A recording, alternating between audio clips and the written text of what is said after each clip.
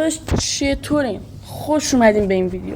بچه من چند روز پیش که میشه گفت 1 یا 2 روز پیش با خود تیکت هایی که این ایونت گاندام بهم داد، هنوزم 156 تا دارم. خیلی اومدم یه 10 تایی زدم، 10 تا بشم 10 تایی زدم و یه دفعه دیدم که این اسکین لژند خوشگل رو بهم داد. من خیلی خوشحال شدم. ولی تو هر رومی که میرم بهم میگن که با این اسکین بزرگ چطور میخوای بازی کنی و اینکه هی میگن با این اسکین چطور میخوای بازی کنی و اینجور چیزا. آره بهم میگن که با این اسکین بزرگ چطور میخوای بازی کنی. خودتونم میبینین دیگه، نصف سفر رو که گرفته، خیلی هم بزرگه. بهم میگن من هر جا که بزنم بهت که میخوره. تو چطور پس میخوای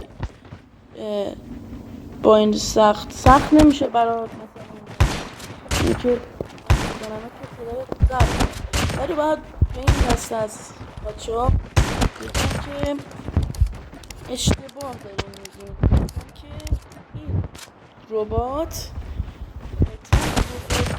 دلیل نمیشه که هر جاش بزنین بخوره. مثلا این سرشونه هاشو میبینین که قرمزه، اینا این سرشونه هایی که روشونشه به اینجا تیر نمیخوره.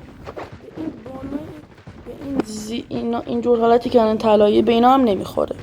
به بالام هم که تیر نمیخوره. به اینا هیچ کدوم تیر نمیخوره. تنها مشکلی که داره اینه که مثلا یکم از فضا رو گرفته، مثلا یکم از تصویر گرفته. تنها مشکلش همینه، وگرنه که خیلی چیز خوبیه.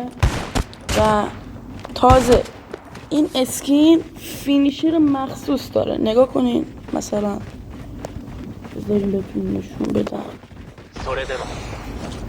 ایناش تاق فینیشرش هم خوشگله، نه طولانیه نه اینکه وقتتون رو هدر میده. خواستم بهتون بگم که این اسکین چیز خوبیه. اگه میخواین، اگه تو فکر این هستین که بگیرمش نگیرمش، تو بازیم اختلال ایجاد میکنه یا نه، من بهتون پیشنهاد میکنم بگیرنش. حالا اگه با تیکت گرفتینش که خوششانسین مثل من، اگرم نگرفتین که بهتون پیشنهاد میکنم سی پی بزنین، شانستون امتحان کنین. از این ویدیو امیدوارم خوشتون اومده باشه بچه ها و خداحافظ.